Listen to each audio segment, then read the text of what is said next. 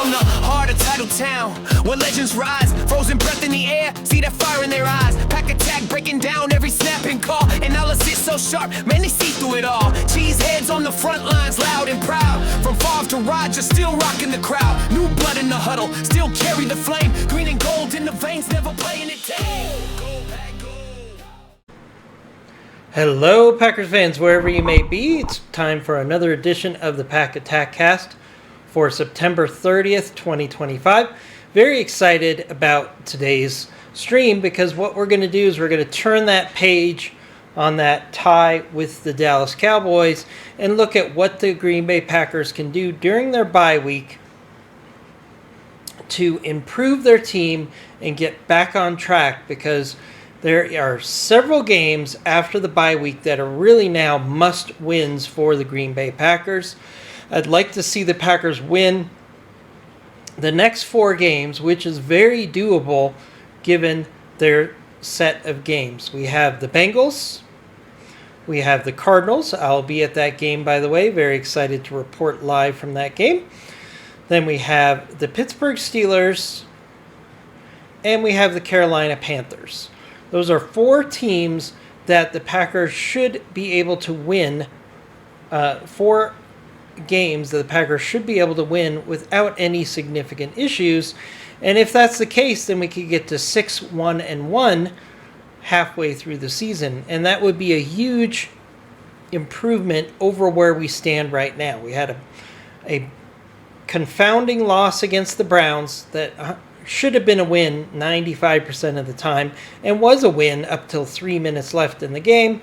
Then we have that bizarre shootout with the Dallas Cowboys, which I'm chalking up to a lot of injuries, some coaching issues, and special teams having some significant problems, plus Dak Prescott just having an amazing game and keeping our defense on the field. So I'm hoping what the Packers can do over the next 2 weeks. They've got 2 weeks to practice before they play the Cincinnati Bengals. That's 2 weeks, primarily, number 1, to get healthy, and number 2, to work on some of those fundamentals, especially on special teams, to avoid those costly mistakes. I do firmly believe that the Green Bay Packers can beat any team in the league, and it's really situations where they are playing down to the competition, or they've had injury issues, or they've made some really silly mistakes in critical times that have resulted in the record of 2-1-1. Now, 2-1-1 is still a record that the Green Bay Packers can be proud of. I was hoping we would be 3-1 going into the bye week. I expected that one of the losses would be either to the Commanders or the Detroit Lions, and not have our loss to the Browns and a tie with the Cowboys. But here we are, so let's turn the page and take a look at what the Packers can do over the next 2 weeks to either solidify areas of strength or improve areas of weakness to get to the point where we can win those 4 games out of the bye week. It would be great if the Packers could go 4-0 out of the bye week and gain some momentum before we play the Philadelphia Eagles in Green Bay. I think that's going to be a big statement game for both teams, and I would love the Packers to grow momentum, health, and make smart decisions between now and the game against the Eagles, so we could feel that they are playing close to on par with each other for that game. But quick programming note here, we are currently at 9850 for subs. If we can get to 10,000 by the end of this week, that would be amazing. You can make that happen. If you haven't hit the subscribe button, please do so. If you have, hit the like button, because it really helps other people discover this channel. So we're going to look at, throughout the course of this week, we're going to take a complete review of the roster top to bottom and find ways that the team can improve during the bye week. I still feel the future is very bright for this team, and there's every opportunity for the Packers to be competitive for the rest of the season and hopefully make a run for the Super Bowl. There's multiple avenues to get there, and we're going to talk about that throughout the week. First thing I want to do is it's Tuesday, so power rankings come out right now, and I've been a little concerned about how the power rankings would go after a loss against the Browns and a tie against the Cowboys. Two teams that are arguably inferior to the roster. Now, there's a lot of things that went into it, including Dak Prescott's amazing game on Sunday night and the injury issues for the Green Bay Packers. So what I want to do next is I want to take a look at the power rankings. I look through a number of power rankings, as I do every Tuesday, and what I've got to is the Packers are about a seventh ranking throughout the power rankings that I looked at on average. Some of them as high as 4, some of them as low as 11, and I think 7 really makes sense for where I think the Green Bay Packers would be. So what we're going to do is we're going to take a look at ESPN's power rankings because I think they are overall the most balanced. And they do aggregate their power rankings through all the people that work with ESPN. So it is a really good feel for what the reporters and the analysts for ESPN feel. And as we know, ESPN has a nice wide swath of analysts and reporters. So we're going to take a look at that first. So let's take a look at the power rankings for the NFL per ESPN. Switch over right now. And we're going to take a look at the power rankings. I'll give you my thoughts, especially as to where the Green Bay Packers are. We're going to do this really quickly because I want to focus on our primary topic today, which is going to be quarterback and running back play for the Green Bay Packers to date, how they can improve, and what things we have coming for the future that I'm really excited about at the position. So let's take a look at these power rankings. We've got the Philadelphia Eagles at number 1. No doubt they had a tough win against the Buccaneers on the road. They were previously number 1. I have no problem with this. I still think the Eagles are the hill to climb for any team in the NFL come playoff time. Number 2, we've got the Buffalo Bills. They are clearly the class of the AFC. They did have a bit of a scare against the Saints last week. It was a very close game, far closer than I think it should be, but it goes back to proving that any team in the NFL should have the talent to be competitive against any other team. I mean, that's the whole point. We don't want to have patsies in the NFL. And the Saints, I think, really played up to their competition this week. They just fell a little short. So the Buffalo Bills remain at number 2. Green Bay Packers are coming up further on the list. But let's talk about number 3, which is the Detroit Lions. And I do think this is an appropriate ranking for the Lions and where they are right now. Do I think the Packers can get up to this level and get ahead of the Detroit Lions? Absolutely. And it might come down to the game against the Detroit Lions on Thanksgiving that really decides which of these two belong higher in the rankings and in the lead of the NFC North. So what I'd like to see the Packers do right now is just stay neck and neck with the Detroit Lions as close as they can en route to that Thanksgiving game and see if we can take the crown back from the Detroit Lions. But right now, in all fairness, the Detroit Lions are playing better than the Green Bay Packers. A lot of that has to do with injuries and some mistakes that I think are indirectly tied to some of those injuries, especially with the offensive line. So I think the Green Bay Packers can get back up to being in the top 3 of this rankings. Well, we have the Rams at 3-1. They beat a very tough Colts game last week, so I think they definitely deserve to be here in the top 4. One team I don't think should be where it is right now, in my opinion, is the Los Angeles Chargers. They had a bad loss to the Giants last weekend, and the Giants really went against the weakness of the Chargers, which is pass protection, to get that win. But I really think the Chargers stumbled this past week, and I would probably maybe put them 5th on this list. Tampa Bay Buccaneers, I would have 5th on this list, and then the Chargers 6th. Correction. So the Tampa Bay Buccaneers had a tough loss against the Eagles at home. I do believe that the Tampa Bay Buccaneers belong in the top 5 to top 7 of the NFL right now. They're very consistent. They're actually getting healthier right now at the right time.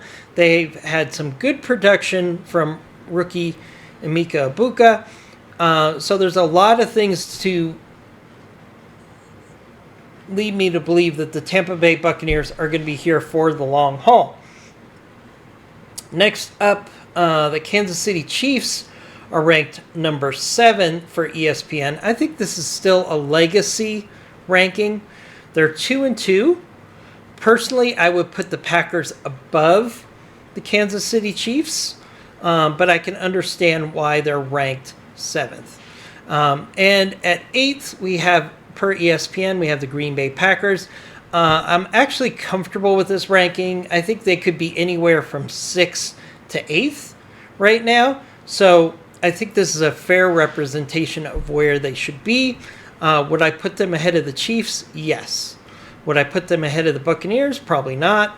Would I put them ahead of the Chargers? No. So I think 7th is where I would put the Green Bay Packers right now, trying to be fair. So that's where the Green Bay Packers are right now. So what we're going to do now is I really want to talk about where the Green Bay Packers are position by position. We're going to do that throughout the week. So today we're going to focus on the running back and quarterback positions, and then we're going to go position group by position group throughout the course of this week during the bye week, and really look at where the Green Bay Packers have struggled position by position, where they can improve, and the things that they can do to hopefully improve during the bye week. So that's what we're looking at right now. So we're going to take a look at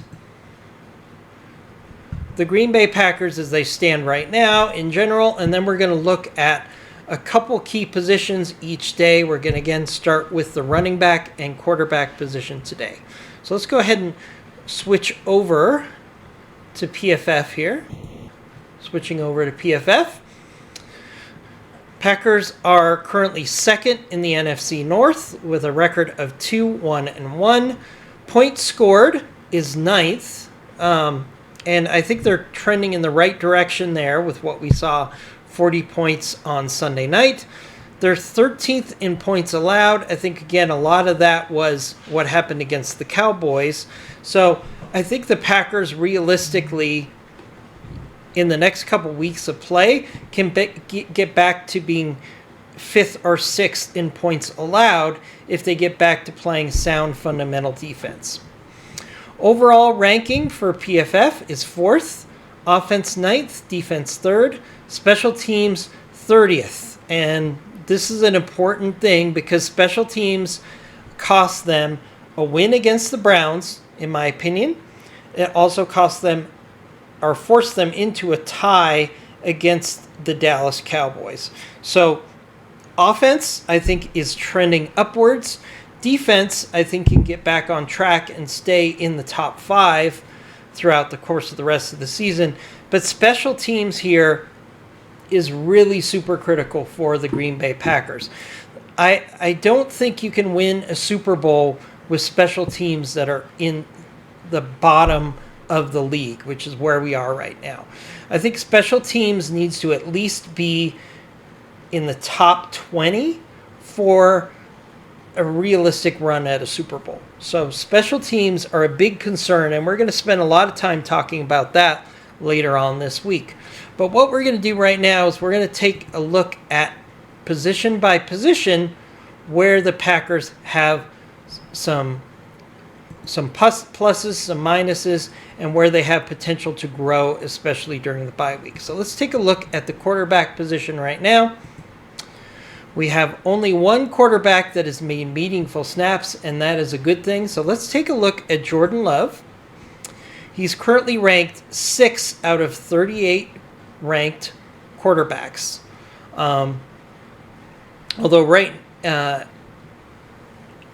So right now he's ranked 6 out of 38. His offensive grade is 82.6. Pass grade is 82.5.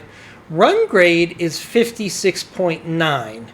And I think that's a little disingenuous, because I think when Jordan Love has run the ball, he has actually run the ball pretty well, pretty efficiently. He's made smart choices about when to run the ball, and I think a lot of that shows. So what we're going to do is we're going to go to the player page, and we're going to dig a little deeper into Jordan Love. All right. So overall grade, he's 6 out of 51 rated quarterbacks. Passing yards, he's right at 1,000 yards. That's crazy. I didn't realize he literally is at 1,000 yards a quarter through the season. That's actually a really good sign that he can stay on pace to get to maybe 4,000 yards by the end of the season. We've got 8 passing touchdowns through 4 games. That projects to a very nice touchdown percentage for the Packers. So let's take a look at his pass performance. His average is 242 yards per game. So there's a lot of potential for consistent production. I think 225 to 250 yards is a good goal for Jordan Love each and every week. I think that's very efficient. We had 188 yards against Detroit. We had 192 yards against Washington, 183 yards against Cleveland, and 337 yards against Dallas. So let's take a look at some of his metrics against the rest of the season. He does have 8 touchdowns to 1 interception, so he's 18th in interceptions in this league. Now, there's been a number of quarterbacks who avoided interceptions so far this year, but I think this number will improve, and I think Jordan Love will be in one of the lowest, in the top tier as far as interceptions by the end of the season. I think he is very protective of the ball, despite what a lot of people say. So let's look at some of his metrics against the rest of the league. 17th in attempts, 5th in passing yards, 3rd in passing touchdowns, 18th in interceptions. Designed runs, he's 18th. Designed run yards, he's 12th. Scrambles, he's 29th. Scramble yards, he's 18th. Rushing touchdowns with 0. All these things are what we expect from Jordan Love. So where does Jordan Love go from here? So he's currently ranked 6th in the NFL, and I think that's a fair representation of where he stands. Now, it's important to note that Jordan Love has had below average for the Green Bay Packers pass protection. As his pass protection goes up, his efficiency should go up, and his ability to avoid sacks will go up, and both of those things are going to be a positive for the Green Bay Packers. So I think Jordan Love's arrow is still pointing up, and I think we can see significant improvement over the course of the season as long as his pass protection improves. So I'm not worried about Jordan Love at all and his production so far this season. And now we're going to take a look at the running back production for the Packers for the rest of this podcast. We'll be right back. And now I want to take a look at the running backs for the Green Bay Packers, how they performed so far, and what potential we have for some growth over the bye week and the rest of the season. So let's take a look at the running back position for the Green Bay Packers here. Again, thanks to PFF. I like to use it more because it's sortable and it has a lot of data. I don't necessarily put a ton of stock in the rankings per se for PFF. Some of them I really don't understand, and some of them are solid. So I really take them with a grain of salt here. But let's look at the Green Bay Packers. We have 3 running backs that have had meaningful snaps. We have Josh Jacobs, who's currently ranked 7th of 56, Emmanuel Wilson, and Chris Brooks. But I want to draw your attention down to the bottom of the list, which is Marshawn Lloyd. Marshawn Lloyd is expected to be back after the bye week. I think he'll be activated this week, actually. And when Marshawn Lloyd is activated, I expect him to quickly become the number 2 running back for the Green Bay Packers. He's going to bring a whole new dynamic and a home run ability to the offense that we don't currently have with Emmanuel Wilson or Chris Brooks. So I'm very excited about Marshawn Lloyd really being an X factor for this offense for the rest of the season, especially in that upcoming Thanksgiving matchup against the Detroit Lions, where I think the division could likely be decided and the Packers are going to have to bring out everything in their bag of tricks to beat the Detroit Lions on the road. So let's go take a look at Josh Jacobs here first. He is, of course, our primary concern. Offensive grade, 76.1. Run grade, 76.4. Receiving grade, 78. He was particularly effective in the receiving game this past weekend. So I'm very excited about Josh Jacobs. He has not really hit his stride. He's at career lows for yards per attempt right now, but I think this is really a point of contention that's tied to the running back positions impacted by the offensive line. So the offensive line is really impacting Josh Jacobs so far this year. If you look at last year, he was at 92.8, 92.3. I think he can get back up to the mid-80s by the end of the season, and I think Josh Jacobs can be a top 10 running back in this league. Last year he was 3rd. I think getting back into the top 10 is something we can definitely look to see. So let's take a look at his player page.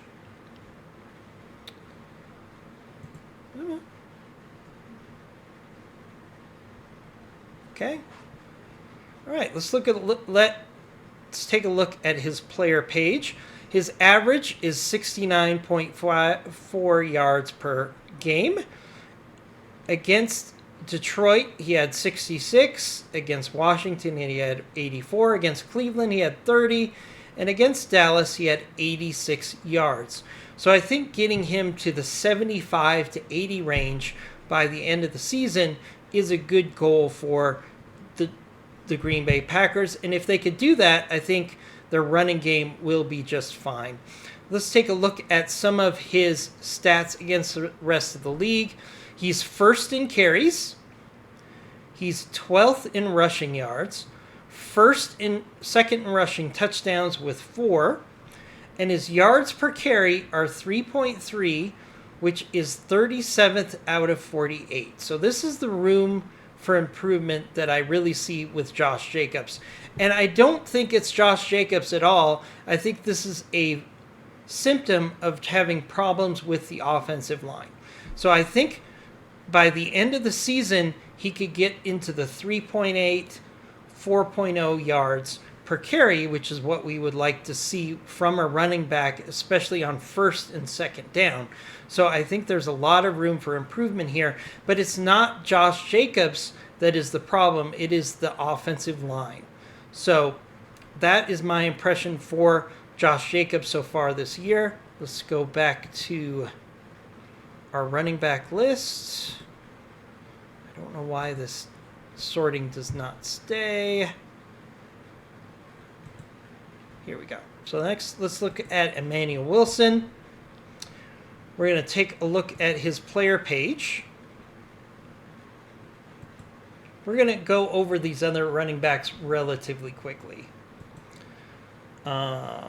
Because I do think Marshawn Lloyd, at the end of the day, is going to be the number 2 running back for the Green Bay Packers by the end of the season. And I think he's going to be the most impactful. But let's look at Emmanuel Wilson. 15 carries for 73 yards. Average is 4.9. Now, keep in mind with Emmanuel Wilson, a lot of his carries come on 3rd and long, where the Packers are just trying to get some yardage before they punt. And the defenses are generally playing soft, which is why he's able to get 5 yards per carry. So he's been very consistent in his production. And Emmanuel Wilson will make a fine number 3 running back in this for this team. I don't think he's going to be number 2 for much longer.